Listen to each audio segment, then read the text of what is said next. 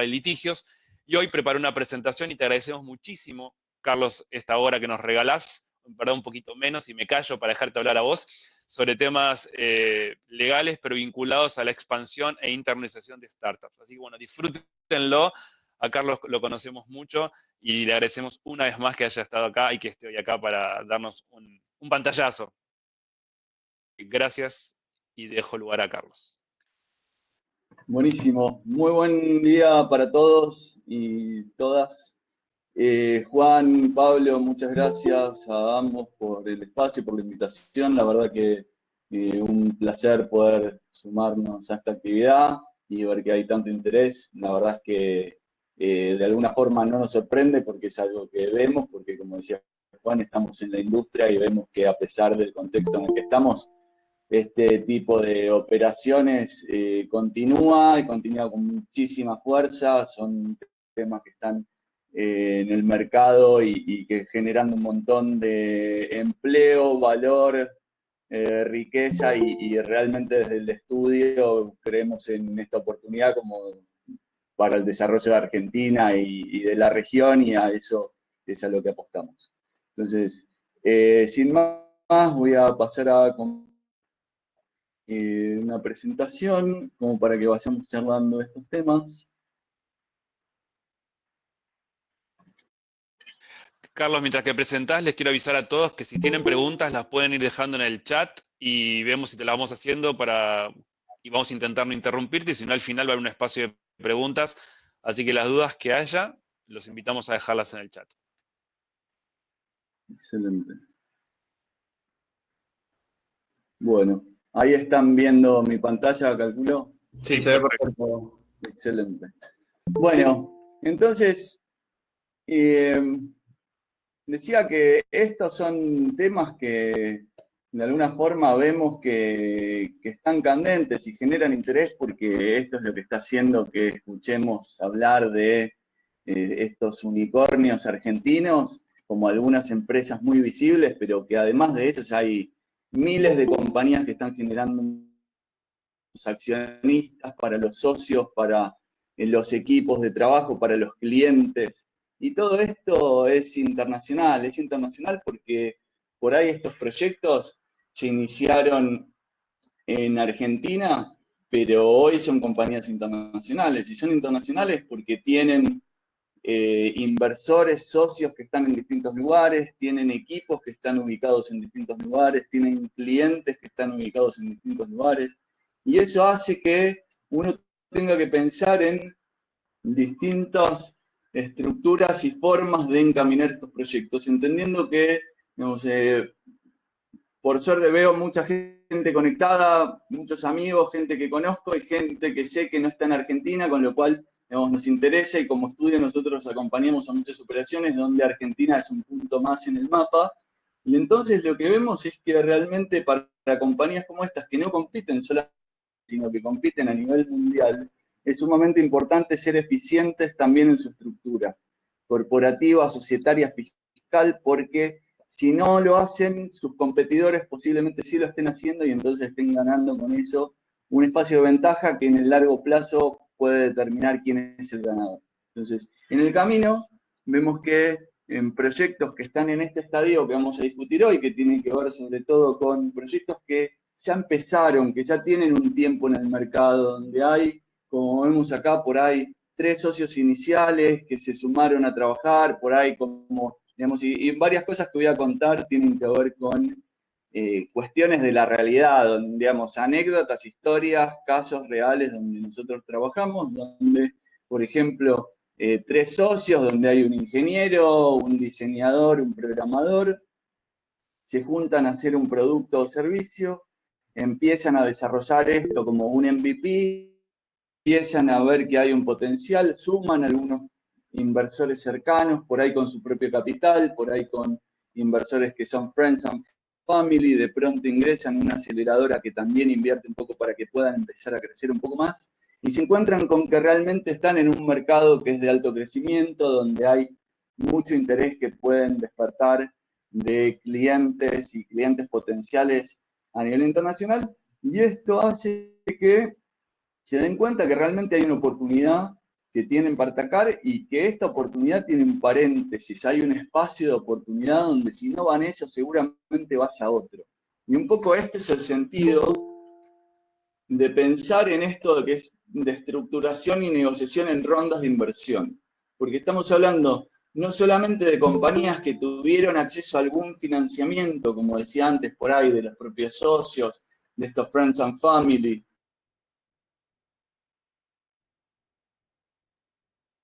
que les hicieron precompras, compraron pagando por anticipado, o por ahí de los proveedores que les dieron crédito para empezar a operar.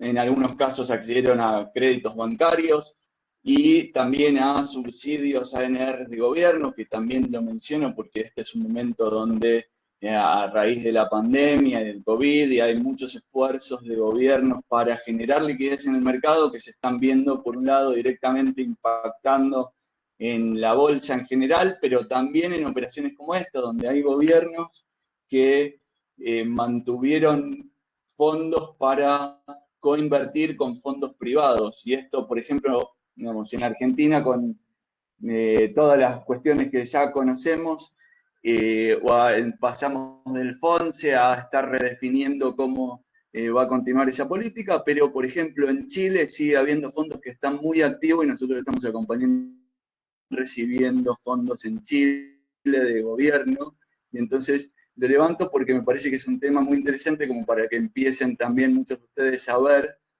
y a detectar estas oportunidades. Porque como está en el último punto, digamos, otro camino para recibir inversión tiene que ver con específicamente lo que vamos a discutir hoy, que tiene que ver con inversores institucionales.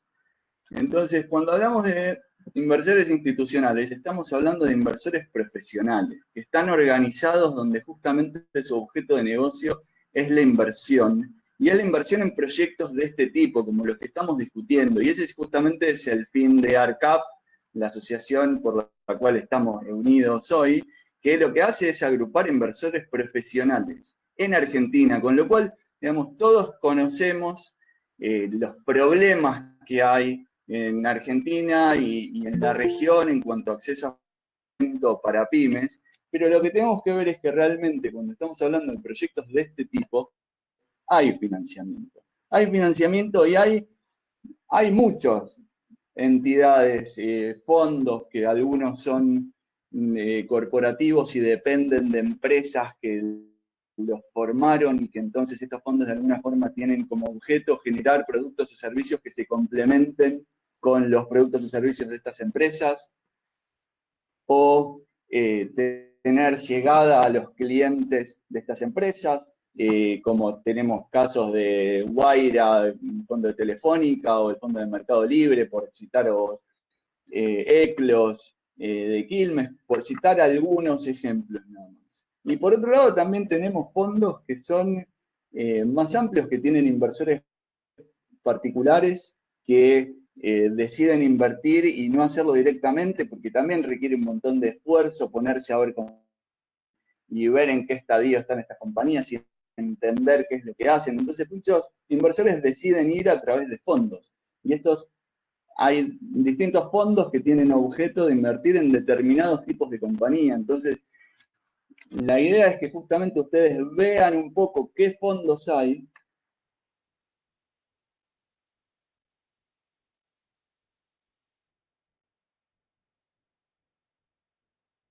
La Wi-Fi le está jugando una mala pasada, me parece, a Carlos, ¿no? Sí, ahí lo perdimos. Lo perdimos. Bueno, aprovecho para pasar un chivo de la asociación. Ahora les voy a compartir en el link el catálogo 2020 de todos los fondos. Hay 46 fondos que están en nuestro catálogo. Muchos de los que está mostrando ahí Carlos están ahí. Hay una carilla por cada uno de los fondos. Así que aprovecho, lo paso en el link al que quiera bajarlo. Ahí está descrito en cada una de las que hace cada fondo, en qué invierte, en qué vertical, ejemplo de empresas invertidas y dato de contacto. Así que me parece, bueno, y mientras que recuperamos a Carlos, si quieren, aprovechamos para pasarle ese dato.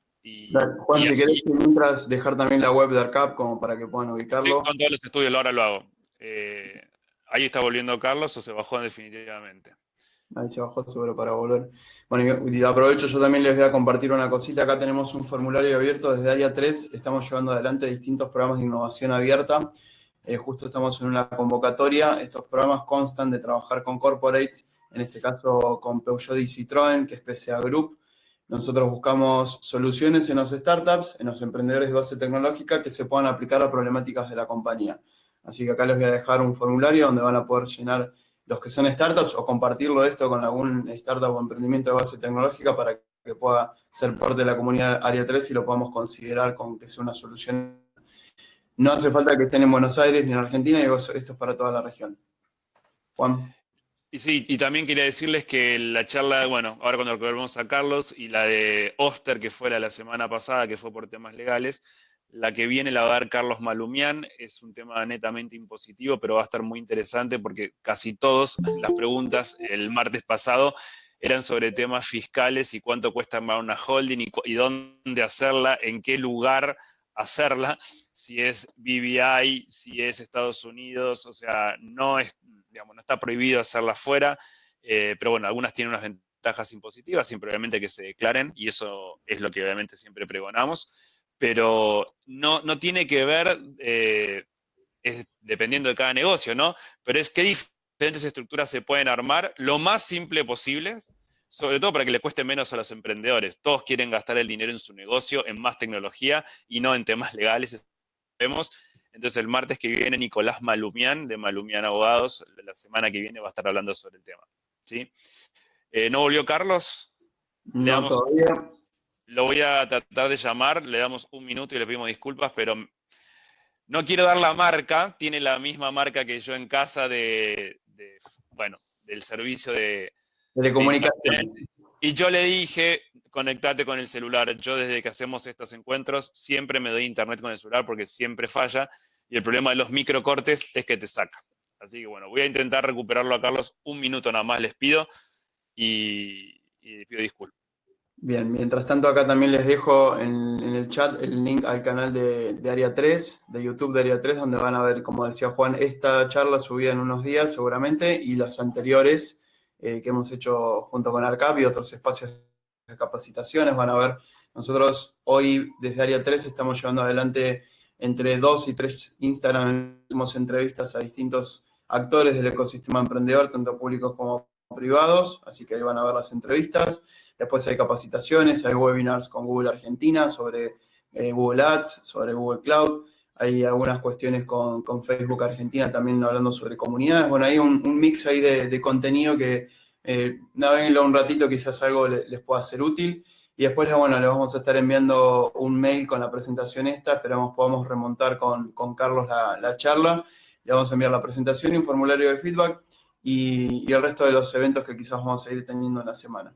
Sí, vamos a esperar unos minutitos a ver si Carlos se puede volver a sumar. Cualquier duda, consulta, comentario, si quieren ir dejándolo ahí en el chat. De hecho, hasta incluso pueden aprovechar para dejar alguna web personal que tengan si quieren que otros la conozcan. Aprovechen el momento para hacer networking. Ahí está subiendo Carlos, se va a conectar desde el celu y me va a pasar la presentación a mí, yo la presento. Genial, gracias. Ahí está subiendo. Ahí va a aparecer Carlos.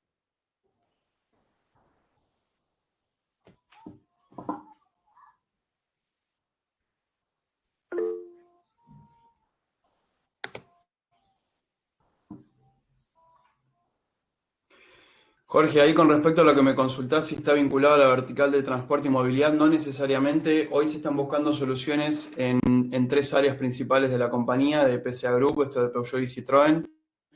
Una tiene que ver con recursos humanos o gestión del talento, la otra tiene que ver con finanzas y la otra con comercial. Así que cualquier solución que se aplique a esas 3 áreas como algo general en cuanto a tecnología e innovación, bienvenido sea.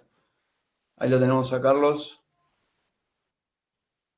Igual, mientras tanto, les voy a dejar acá mi mail. Digo, por cualquier duda o consulta que surja de este tema, me escriben.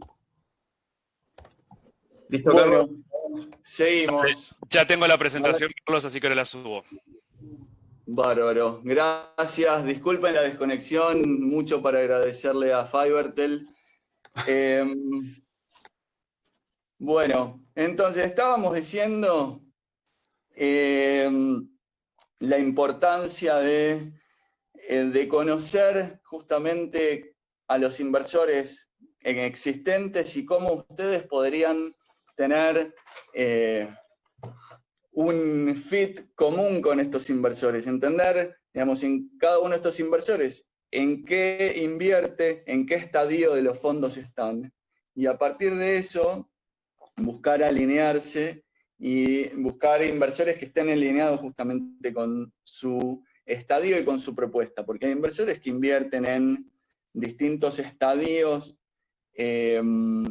negocio, y entonces a partir de eso ver estratégicamente a quién acercarse, como para maximizar las posibilidades de éxito. Y algo para tener en cuenta es que,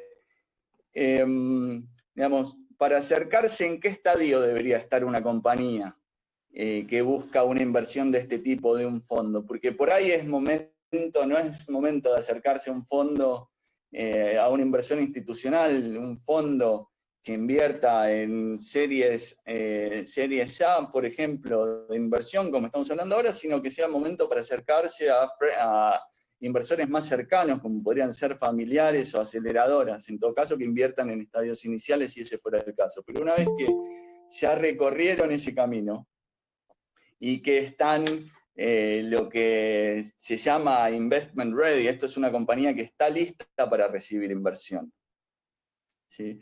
Y que está lista para recibir inversión significa que básicamente tiene los papeles razonablemente en orden, ¿sí?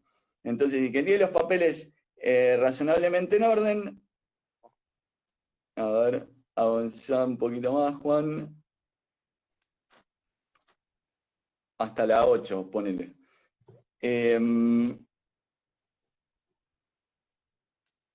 Ahí está, una más, por favor. Entonces decíamos que esté la compañía razonablemente ordenada y lista para recibir inversión en cuanto a aspectos societarios, de propiedad intelectual. Todo esto es que no tenga contingencias que hagan que un inversor tenga que pensar 2 veces si quiere entrar en la compañía. El riesgo que el inversor tiene que asumir tiene que ser con el desarrollo del negocio, y esto basándose en que tiene un equipo que considera que tiene alto potencial, que hay un mercado que es de alto crecimiento y de alto potencial, y entonces que este equipo está adecuado para resolver y para atacar esas necesidades. Pero no debería haber otras contingencias sustanciales que tengan que ver con estas cuestiones internas de la compañía y que perfectamente pueden resolverse en la medida en que, digamos, hagamos la tarea antes de ir a buscar este tipo de inversiones. Entonces, estos aspectos societarios, y ahora nos vamos a meter un poco en esto en cuanto a la estructuración, propiedad intelectual, que todos los que hayan participado en el proyecto hayan aportado su propiedad intelectual al proyecto, porque estos son proyectos que son de alto valor agregado, donde la propiedad intelectual es fundamental.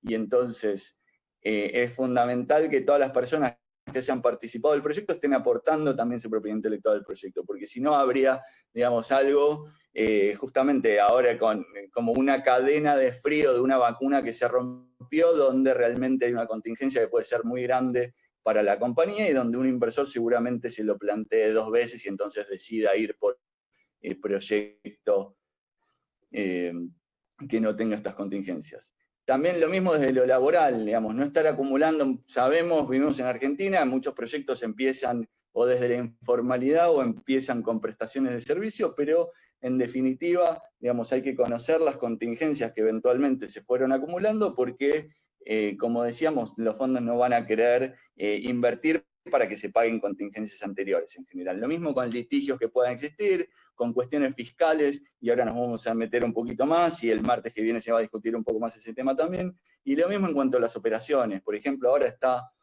el tema de datos personales muy en boga y en muchas compañías que tienen que ver con conocimiento y con Internet, justamente tienen modelos de negocios que hacen que no sea el usuario el que está pagando una factura, porque el negocio se genera a partir de recopilación y tratamiento de datos. Hay normativa internacional y local en Argentina también que requiere priorizar estas cuestiones que tienen que ver con privacidad y el manejo de datos, y entonces poder resolver estas cuestiones como para no estar, como decíamos, acumulando contingencias. Entonces, acá, Juan, por favor, la siguiente. Estamos hablando, digamos, cómo ir a acercarse a uno de estos fondos de inversión. La realidad es que muchas veces el feedback es que los fondos se nutren de nuevas compañías a partir del mismo ecosistema, de gente que está en el ecosistema trabajando, que ya invirtió en algunas compañías y que después recomienda a estas compañías a los fondos. Entonces es bueno que ustedes se vayan nutriendo de estos contactos, participando de charlas como estas y de otras que están en el ecosistema, que hacen que estén ustedes entendiendo la operación, cuáles son las expectativas de las diferentes partes que están involucradas en operaciones. De forma tal que, digamos, al abrir esta negociación, y cuando uno habla de negociación, siempre lo que, digamos, se plantea es que una negociación se gana en la preparación. Entonces, llegar preparados a estas negociaciones hace que hayamos pasado por los pasos que describíamos antes. Y entonces, cuando hablamos de negociaciones, tenemos que tener los distintos intereses que van a estar arriba de la mesa. Y son intereses que no siempre van a ser los mismos. Sí, en algunas cuestiones pueden ser divergentes estos intereses. Y entonces hay que ver cómo van a jugar los intereses de los fundadores, que seguramente, digamos, si eran 3 fundadores, y después podemos comentar algunos casos donde por ahí están alineados en cierto momento en el tiempo, pero después las circunstancias de vida o distintas cuestiones hacen que quieran tomar caminos separados, y entonces es fundamental que hayamos podido... Por ejemplo, digamos, esto es en acuerdos que requieran el compromiso de los fundadores de estar durante tanto tiempo en la compañía. Estos son acuerdos de vesting, que después vamos a volver a mencionar. Entonces, también con los inversores iniciales, porque por ahí hay inversores iniciales cercanos que tenían cierta disponibilidad de capital, pero que les gustaría recibir este capital de vuelta, y si hay un alineamiento de muy largo plazo, es posible que estos inversores no vean su capital de vuelta en mucho tiempo y sigan sumando este riesgo. Y nos hemos encontrado con que hay inversores que, frente a un ingreso de capital, lo que prefieren es salir. Y también nos hemos encontrado con nuevos inversores institucionales, que se encuentran con compañías que tienen una historia con muchos inversores, con inversores que son friends and family, inversores chicos por ahí, que no tienen el grado de, digamos, o de sofisticación por alguna forma, que, digamos, que están alineados con haber ayudado de alguna forma a los fundadores a iniciar, pero que no necesariamente van a sumar valor en las próximas etapas del negocio. Entonces, nos hemos encontrado con casos donde estos nuevos inversores institucionales directamente piden hacer una oferta a estos inversores iniciales como para que salgan también del cap table. Entonces, lo que vamos a tener que ver un poco es, hablábamos de este proyecto que posiblemente surgió en Argentina o en algún otro país de la región y que hoy está buscando capital para crecer, y entonces empieza a hablar con estos inversores, ya tiene clientes en distintos lugares, tiene algún inversor inicial, pero ahora está negociando, está en tratativas para una ronda de inversión más grande, una inversión de capital en sí. Ya está hablando de una suma mayor a la que recibe hasta ahora, seguramente más de 300 o 500 mil dólares, si estamos hablando de una serie A, seguramente hasta los 5 millones de dólares. Pero esto, digamos, las distintas series lo que designan en definitiva es en qué orden fueron ingresando estos inversores. Pero lo que vamos a tener que ver es dónde se va a recibir esta inversión. Y también vamos a pensar en qué es lo que se va a recibir y a cambio de qué. ¿Sí? ¿Qué va a dar la compañía a cambio de esta inversión? Entonces, cuando estamos hablando del dónde, la siguiente, por favor. Ahí va.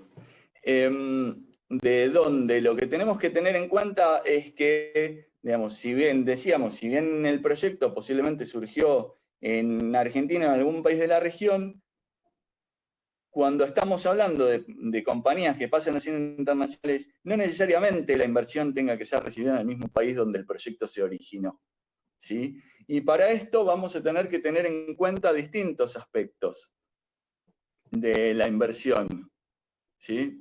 Juan, por favor, la próxima. Por ejemplo, ¿dónde está el management? ¿Dónde están los inversores? Decíamos, ¿dónde funciona la operación? ¿Dónde están los clientes? ¿Dónde están los proveedores? Todo esto va a tener que ver, son factores que vamos a tener que considerar.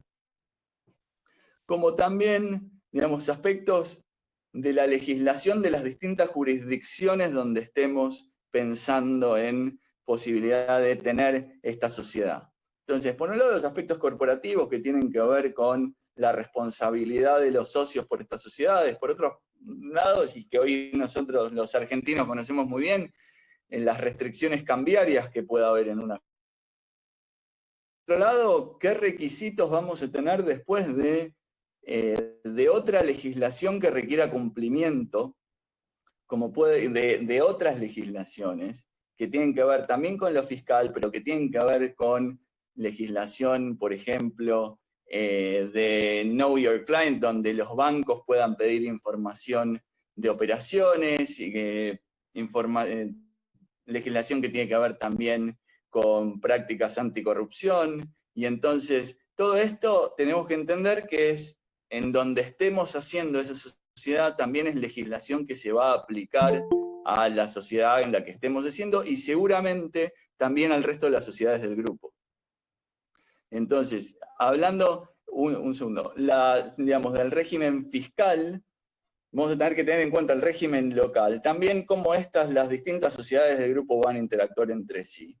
También, digamos, si existen, y particularmente desde 2017 en Argentina tenemos un régimen de transparencia fiscal, que lo que implica es que en determinadas circunstancias, las sociedades que hagamos resulten transparentes.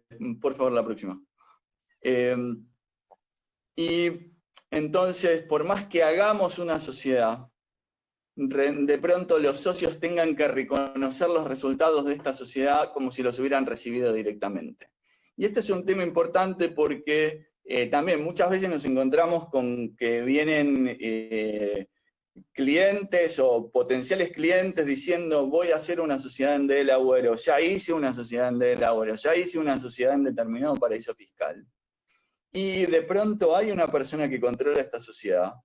Y esto lo que determina es que potencialmente esta persona tenga que reconocer directamente propio sin tener un diferimiento. Entonces, hay cuestiones que hoy pasan a ser sustanciales al pensar la estructuración de sociedades.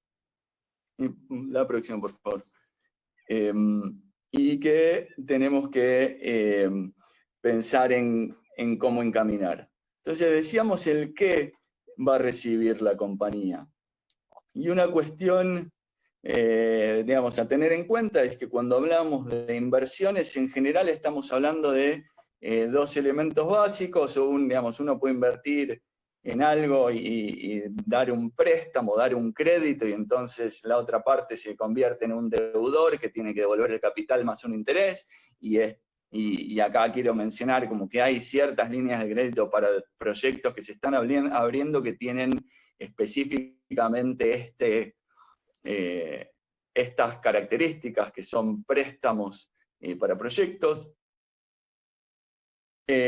Por otro lado, si no, podríamos estar hablando de capital, donde uno directamente ingresa en una compañía y a cambio de esa inversión adquiere una participación en el negocio. Y el beneficio de esto, básicamente, es que si el negocio crece, esa participación se va a valorizar cada vez más. El problema de esto es que si el negocio no funciona, lo que tenemos en realidad no es algo donde tenemos alguna prioridad en principio para recuperar el capital, sino lo que vamos a tener es una participación accionaria. Entonces, esto llevó de alguna forma a que se vayan desarrollando en el mercado lo que se llaman instrumentos híbridos, que seguramente los que están en esta charla ya escucharon hablar, y, digamos, donde lo que vamos a buscar es apuntar sobre todo a la etapa posterior, donde, digamos, estos instrumentos híbridos, que decíamos, tienen características de deuda, inicio en muchos casos funcionan como deuda, donde hay una obligación de la compañía de devolver esta suma antes que hacer una distribución a los socios, y por otro lado tienen un componente, tienen la posibilidad de convertirse en capital ante determinados hitos, ¿sí? Entonces, estos son los que llamamos documentos híbridos, donde, digamos, tenemos algunos ejemplos en el mercado, donde tenemos, por ejemplo, los documentos... siguiente, por favor.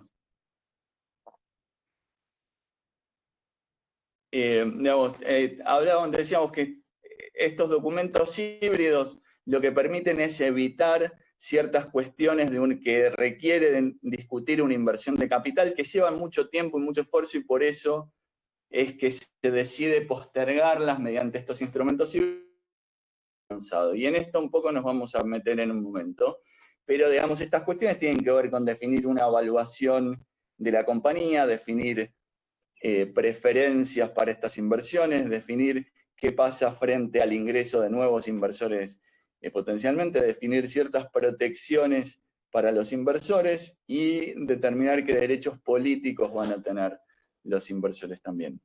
Entonces, estos documentos híbridos que mencionábamos, digamos, por un lado están las notas convertibles que implican directamente una deuda inicialmente y después a un plazo y ante en determinadas condiciones la conversión o una obligación de repago.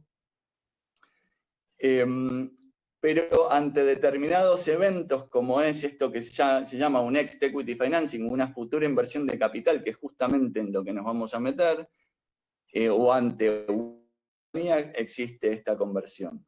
Pero el problema de estas notas convertibles es qué pasa si no hay conversión y no hay liquidez, porque como decíamos, ante estas notas existe una obligación de repago del capital. Próxima, por favor. Otra posibilidad de documento son los SAFE, que creó Y Combinator, una de las primeras aceleradoras que hubo, donde esta figura justamente ante este problema de la obligación de devolver el capital, lo que se encontró fue, digamos, una figura donde esto quedaba un poco más de lado y se enfocaba directamente en esta conversión futura. Próximo, por favor. Digamos, por otro lado, también 500 Startups, una de las aceleradoras líderes, y también líderes, digamos, y es importante mencionarla porque es de las aceleradoras que más invierte en proyectos en la región. Desarrolló también un documento que implica un documento que busca simplicidad, y de ahí surge su nombre, donde hay distintos esquemas, donde hay mayor o menor hincapié en estas cuestiones de esta obligación de repago. Carlos, sí. Una pregunta. Esto está estandarizado a nivel internacional o LATAM, ¿no? Seguramente los diferentes tipos de documentos, hasta uno los puede googlear, después tienen sus particularidades, pero la industria ha ido cada vez estandarizando esto, que te encuentres con menos sorpresa, o aún así hay algunos inversores que vienen con una excepción. Bueno, este es un gran punto y uno de los casos, digamos, que quería conversar, porque justamente, digamos, estos son documentos que son transacciones privadas. Y en una transacción privada no hay ningún documento que sea claro, obligatorio o estándar. Hay un documento que una parte puede proponer y puede aceptar o puede pedir cambios, o puede directamente empezar desde otro tipo de documento. Entonces es muy bueno el punto porque, digamos, hay una tendencia de alguna forma a adoptar esto como mejores prácticas, y por eso justamente es que lo estamos discutiendo, pero por otro lado, digamos, no hay que perder de vista que son documentos privados que pueden estar sujetos a negociación, discusión y modificaciones, incluso por estas mismas aceleradoras en sus distintas camadas de proyectos fueron variando estos documentos. Entonces no hay algo que sea No, pero estándar. yo siempre digo que para mí se produjo, o sea, se aplanó la relación entre el inversor y el emprendedor. Hoy sabe tanto el emprendedor del inversor como el inversor del emprendedor. Y el hecho de que haya cierta estandarización de los documentos también facilita, ahorra costos, por supuesto, pero también al emprendedor le da cierta fortaleza, entre comillas, y yo sé que hay matices, reclamar que no se salga del estándar, porque cada vez hay más inversores en la TAM, cada vez se conocen todos más y cada vez también saben cómo trata un emprendedor o qué tipo de relación hay con el emprendedor. Si bien como Exacto. es privado, Total, ayuda. totalmente de acuerdo con lo que mencionás, Juan, y justamente lo que vemos es que digamos, esta relación de inversor y compañía invertida es una apuesta para ambos. Y acá, a partir de esto y de estas estandarizaciones de mejores prácticas, en realidad lo que estamos haciendo es todos construyendo valor, donde todos queremos ver que estas compañías se multipliquen en valor y tengamos Claro. muchísimos más unicornios, ¿sí? Y unicornios que generen un montón de trabajo y valor en la región y en Argentina, y esa es nuestra apuesta particularmente. Digamos, No, pero yo acabo de compartir recién el catálogo de ARCAP, entonces dice, bueno, me voy a sentar y voy a conversar, porque nombré antes, voy a dar un ejemplo tonto, a Globant Ventures, y ves que invirtió en 6 startups. Metes en LinkedIn, conseguís los datos de los fundadores o del COO, y le puedes preguntar, che, ¿cómo te fue la negociación con Globant Ventures? Entonces, hoy se hizo tan fácil llegar al emprendedor que ya fue invertido por un inversor, que hoy puede ser, si vos complicás el acceso a estos documentos, a la negociación se hace eterna, o metés una cláusula que no es estándar, también te juega en contra como inversor, porque ese emprendedor eventualmente puede estar mirando a 3 inversores, y si los 3 le piden la plata, y uno es más complicado en el proceso, puede ser que no le elija. Digo, esto lo cuento como algo proactivo y positivo. Creo que fuimos avanzando, fue madurando el ecosistema, y este tema es crucial también que sea fair para ambas partes.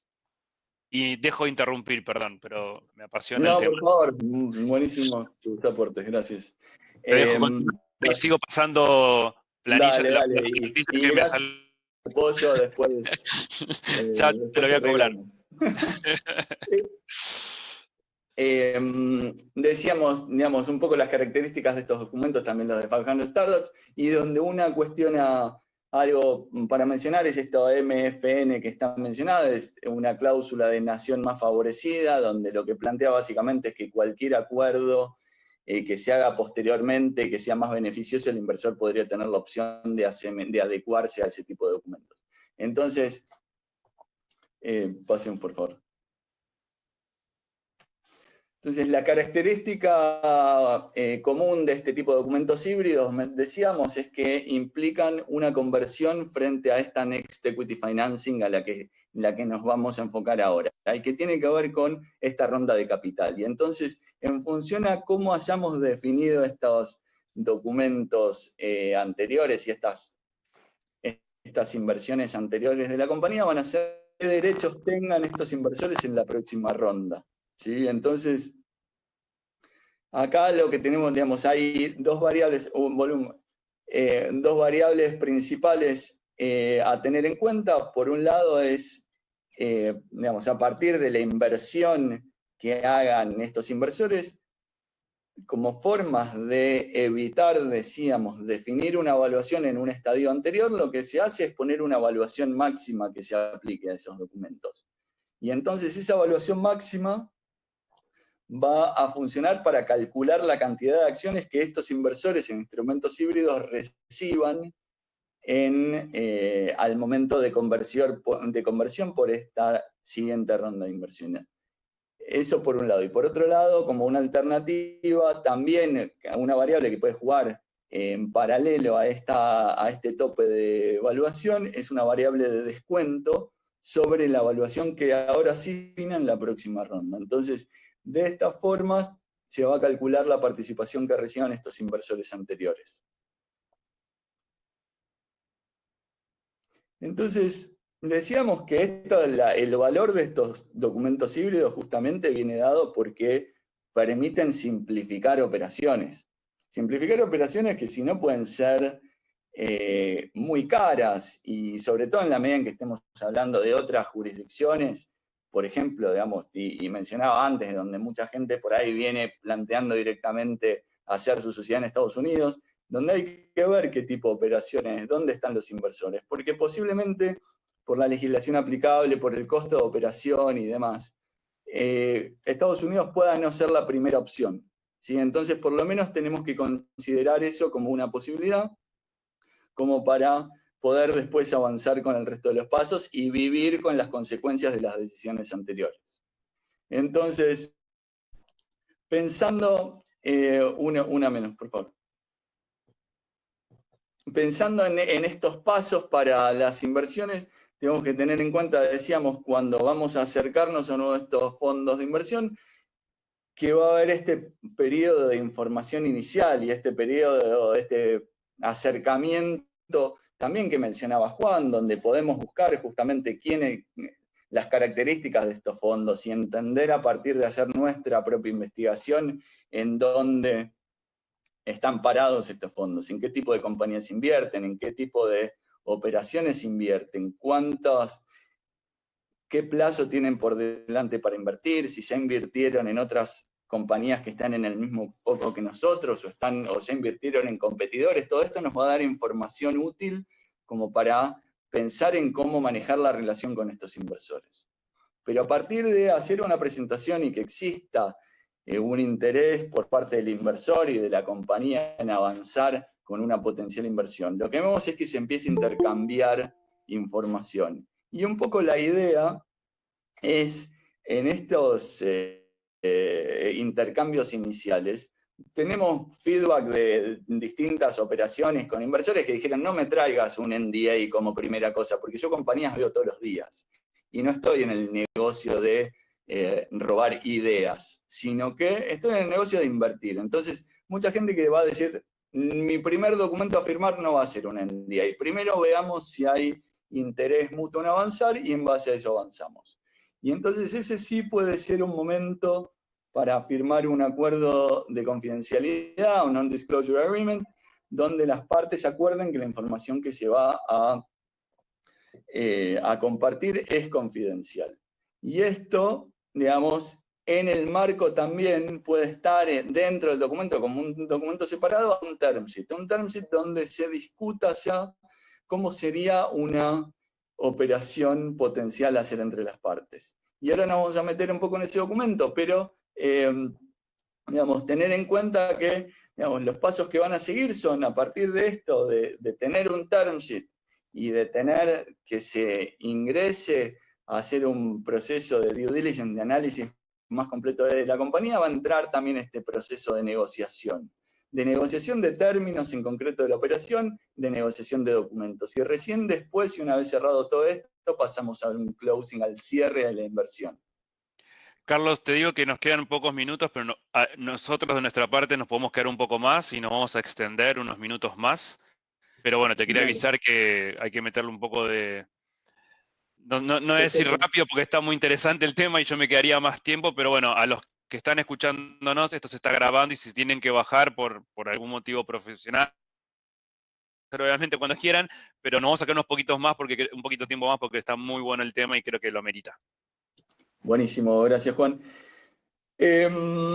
Entonces, describiendo un poco estos pasos y los documentos que nos vamos a encontrar, mencioné recién un NDA como Non-Disclosure Agreement, un acuerdo de confidencialidad, el term sheet, y después vamos a ver documentos que tienen que ver específicamente con la operación, que son este acuerdo de compraventa de acciones, un Stock Purchase Agreement, donde se van a disponer la conversión de los títulos anteriores y la venta de las acciones preferidas, y después una serie de otros documentos que hacen a los derechos de las partes, donde si nos ponemos a ver estos documentos en detalle, vamos a encontrar que hay muchas cuestiones que de alguna forma se superponen en distintos documentos, pero que van a tener sentido, pero van a complicar también de nuevo. Por eso el hincapié en llegar a este tipo de operaciones cuando ya estamos hablando de rondas que son sustanciales en los montos y que justifican el tiempo que hay que dedicar a este tipo de rondas.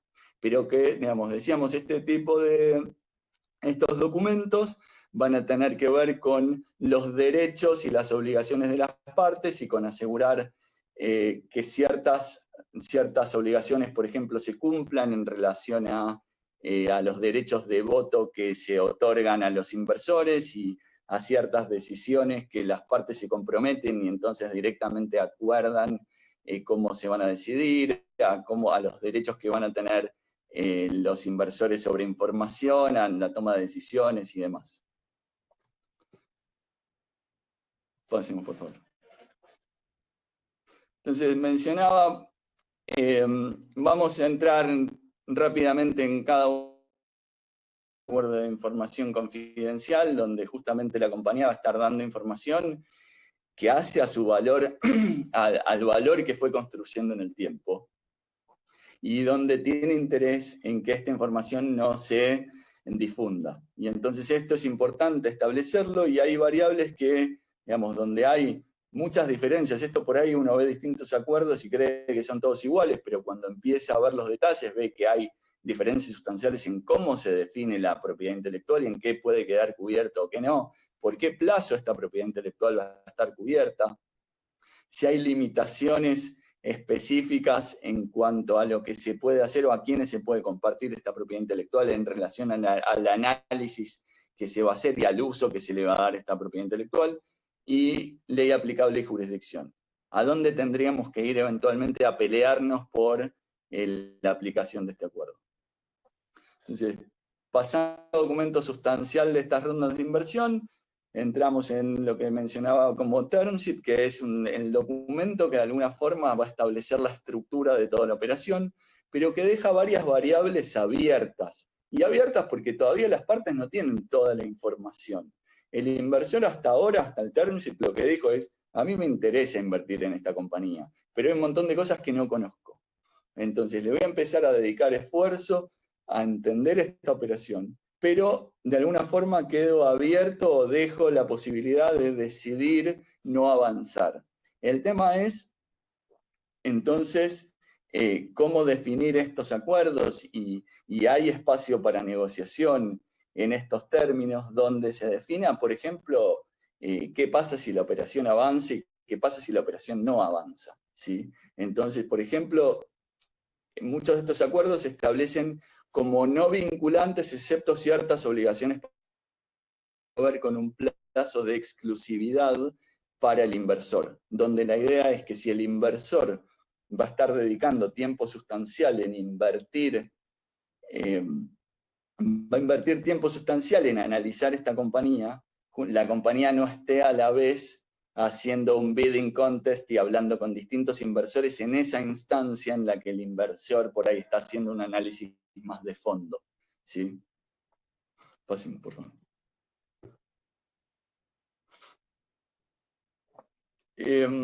Decíamos, otro contrato sustancial en la operación va a ser el contrato de compraventa de acciones, donde acá, y surgiendo también de los términos establecidos en el term sheet, aunque sea más en forma general y que estén sujetos a negociación posterior, digamos, al momento de establecer un contrato de compraventa de acciones vamos a tener que hacer referencia a un precio por acción, y eso nos requiere tener una evaluación concreta de la compañía.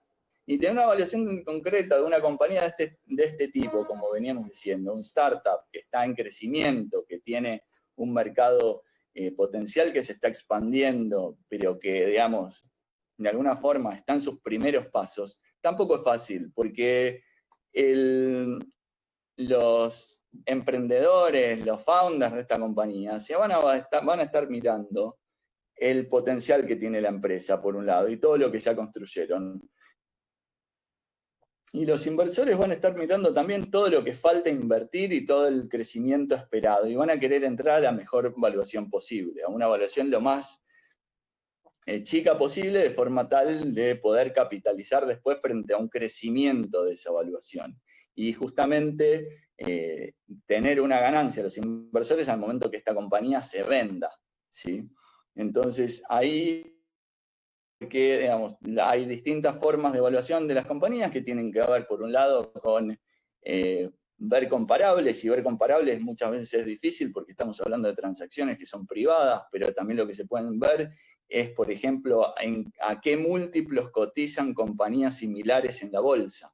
¿Sí? Entonces, viendo algunas variables de la compañía, como el EBITDA, bueno, ver a cuántas veces cotiza una compañía similar a esta en la bolsa, como para poder llegar a una evaluación en ese momento determinado, donde también un elemento de esta evaluación va a ser el potencial, pero va a haber que llegar a una evaluación que, digamos, lleve este valor futuro de alguna forma de la compañía a ese momento en el tiempo. Otra cuestión que aparece en los contratos de compraventa de acciones que requieren las negociaciones tienen que ver con las preferencias que vayan a tener los inversores en cuanto a, por un lado, el cobro de dividendos, ¿sí? Porque, digamos, un inversor que invierte en capital, por ahí no va a tener el mismo interés que los fundadores en reinvertir todo el capital. Lo que el inversor va a querer es que, en definitiva, esta compañía en algún plazo se venda, ¿sí? Porque el inversor después tiene la obligación de liquidar el fondo y distribuir los resultados a sus propios accionistas. Entonces es importante entender esto porque es algo que es posible que el inversor pida, es tener una preferencia en dividendos y que hace una obligación de pagar dividendos por parte de la compañía, por más que la compañía esté en un momento en que preferiría seguir reinvirtiendo todo el dinero. Por otro lado, otro tipo de preferencias que se establece son preferencias ante la liquidación de la compañía. Y esto implica que, digamos, cobren primero ante una liquidación o ante una venta de la compañía, cobren primero a acreedores, después cobren los inversores que tienen una preferencia y por último cobren los accionistas comunes.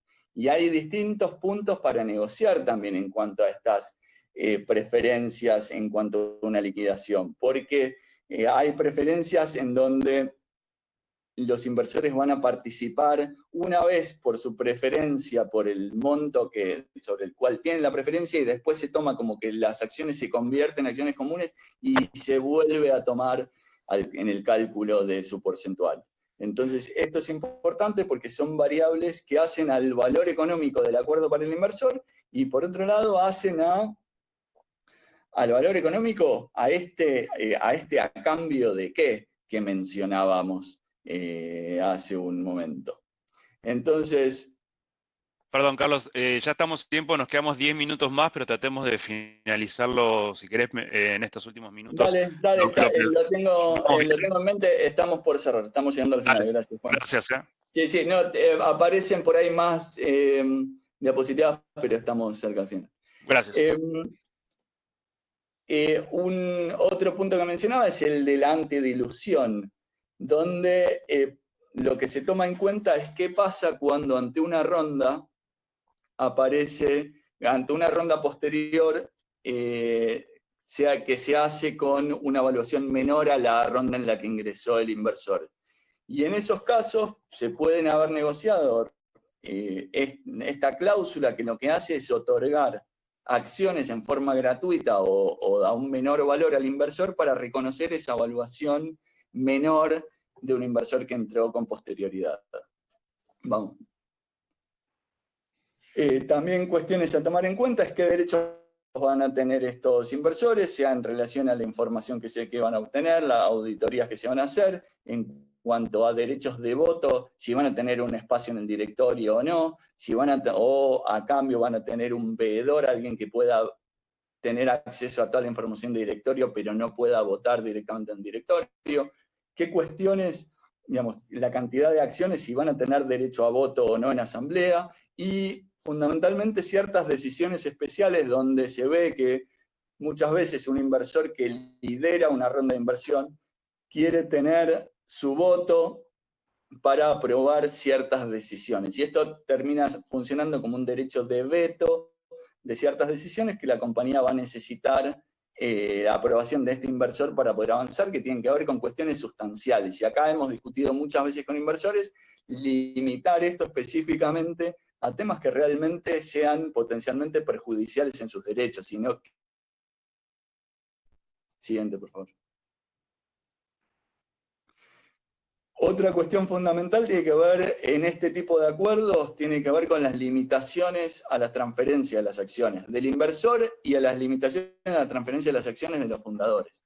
Y limitaciones a la transferencia de las acciones porque, por un lado, estas son transacciones privadas, donde si uno quiere salir a ofrecer estas acciones al público, primero debería hacer una oferta inicial de acciones públicas, donde, digamos, para salir a bolsa. Y esto requiere un montón más de documentación que este estadio en el que estamos ahora. Entonces, es importante ver que las acciones, tanto las que van a adquirir los fundadores como las que van a adquirir los inversores, no van a ser libremente disponibles y con la posibilidad de vendérselas a cualquier tercero y publicitarlas de cualquier forma, sino que van a estar sujetas a restricciones. Por un lado, regulatorias, pero por otro lado también contractuales. Y en esto es importante tener en cuenta estas cláusulas que tienen que ver, por un lado, con drag along, que implica la posibilidad de obligar a cualquier inversor minoritario a vender su participación. Por ejemplo, cuando venga un comprador de la compañía y quiera comprar el 100% de la compañía. Si nosotros no tenemos establecido esto, se nos va posiblemente a dificultar y vamos a tener alguna negociación con ese inversor minoritario que está siendo reacio a vender en ese momento. Por otro lado, lo que podemos tener es un tag along donde se dé un derecho a una parte a vender si otra parte quiere vender. Entonces, si los fundadores quieren vender su parte, un inversor podría tener un derecho a tag along para vender también su participación cuando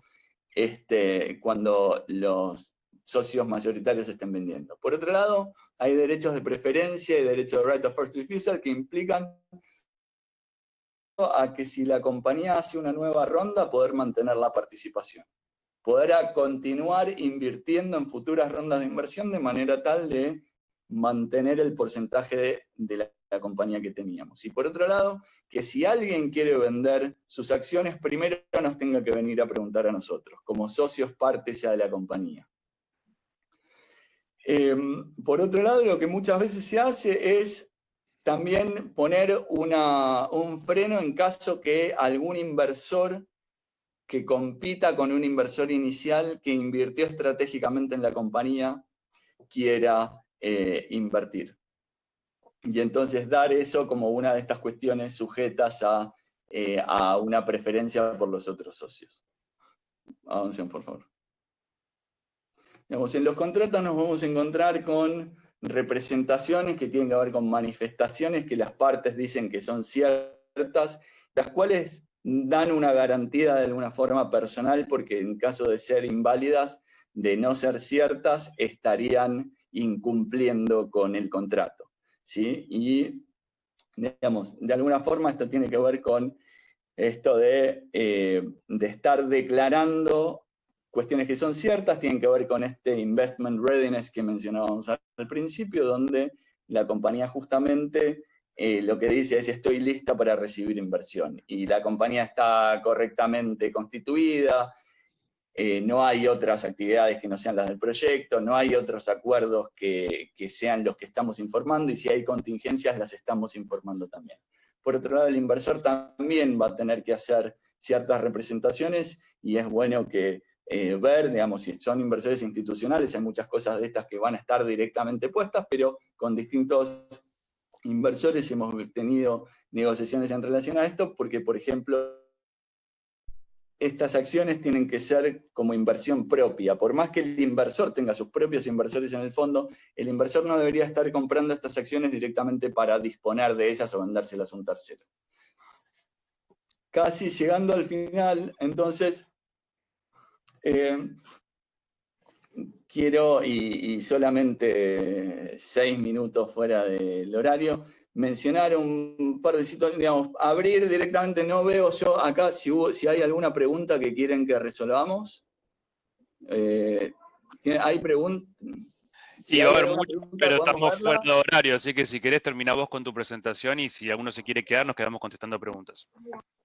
Bueno, lo que quería simplemente mencionar como para recalcar algunas cuestiones sobre las que mencioné en la presentación. Por un lado, un caso donde Hay 3 fundadores que ya hicieron una sociedad en Estados Unidos, pero el que invertir es un fondo europeo. Y el fondo europeo, después de analizar su situación y analizar la legislación de Estados Unidos, y tener en cuenta la legislación de Estados Unidos y la legislación de distintas jurisdicciones posibles en Europa, se llega a la conclusión que para fundadores que no son americanos y para un fondo que no es americano y una sociedad que también va a tener actividad en Estados Unidos, la holding adecuada no es una sociedad en Estados Unidos, sino que termina siendo una sociedad en otra jurisdicción en Europa. Por otro lado, una situación que también tuvimos donde encaminada a una ronda de inversión, a uno de los fundadores le surge una oferta de trabajo, de esas ofertas que uno diría no puede rechazar. Y entonces esto afecta sustancialmente al equipo, afecta sustancialmente las posibilidades de la compañía y también frente a los inversores. Y entonces la importancia de esto, de tener, decíamos, estos papelitos en orden y tener una estrategia de salida ya negociada por los socios fundadores, que tiene que ver esto con un acuerdo de vesting propiamente establecido. Otra situación por ahí para comentar tiene que ver también con estos inversores que decíamos iniciales y donde ingresa un fondo. En este caso, digamos, tuvimos una situación con un fondo en Chile, apalancado también por el gobierno de Chile, que entonces requería que haya una sociedad constituida en Chile, con ciertos inversores minoristas que habían entrado en otra sociedad del grupo, y donde ante toda la situación de crecimiento potencial de la compañía, los inversores directamente dicen que prefieren comprar a estos inversores minoristas y se logra llegar a un acuerdo para que estos inversores minoristas salgan de una de estas sociedades y poder directamente, digamos, por un lado, alinear esta nueva sociedad donde van a entrar estos nuevos fondos de inversión, y por otro lado alinear esto frente a una holding que en donde estaban estos inversores minoristas que ahora son recomprados.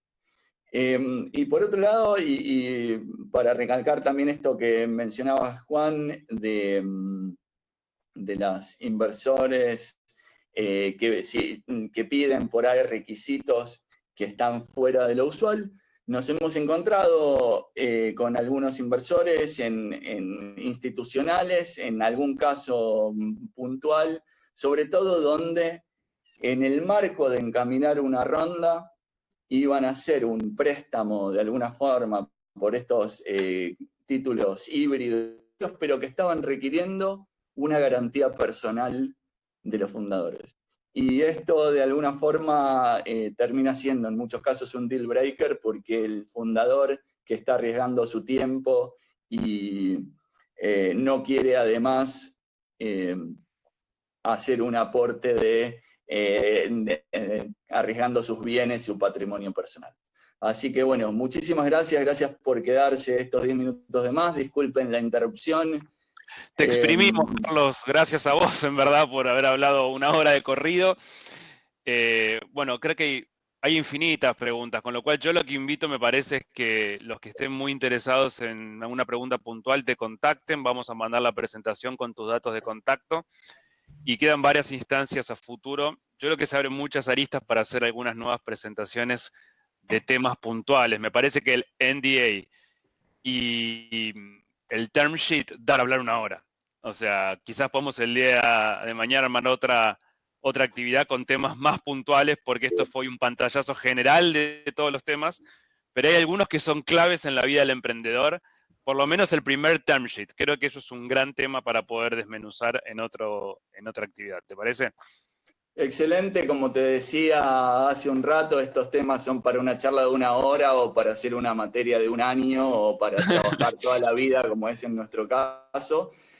Con lo cual, bueno, ahí veo algunos comentarios. Muchas gracias a todos por el interés, por participar, por quedarse. Yo ahora desde el celular no estoy pudiendo ver las preguntas, pero las voy a ver y los invito a los que hayan hecho preguntas a que me contacten directamente, las charlamos. estamos a disposición. Realmente la apuesta es a que podamos hacer de Argentina un país con muchas más de estas compañías que sabemos que generan valor, empleo y van a realmente a cambiar este país. Así que, bueno, muchísimas gracias de nuevo. Danos tu mail, Carlos, que lo anotamos acá en el chat. ¿Cómo, perdón? Danos tu mail, que lo anotamos acá en el chat para el que te quiera contactar. Genial. carloskaplan@kaplanabogados.com. carloskaplan@kaplanabogados.com. A disposición para lo que necesiten. Muchísimas gracias, Juan, Arcap, Pablo, Área 3. Estamos en contacto. Bueno, gracias a vos, Carlos. Gracias, Juan, por ayudarnos a organizar esto, como siempre, desde ARCAP. Igual les vamos a estar enviando un mail donde les pedimos que nos respondan un breve feedback respecto al contenido y Carlos va a estar copiado ahí en ese mail y vamos a adjuntar también la presentación. Y seguramente en los próximos días estamos subiendo la grabación de esta charla y, como les compartí hace un ratito, tienen el canal de YouTube de Área 3 para ver todos los eventos anteriores. Así que nada, espero que lo hayan podido disfrutar, que les haya sido útil y los vemos la próxima. Gracias, Juan, de vuelta. Gracias, Carlos. Que tengan un buen día. Hasta luego. Buen día para todos. Chau, chau. Muchas gracias.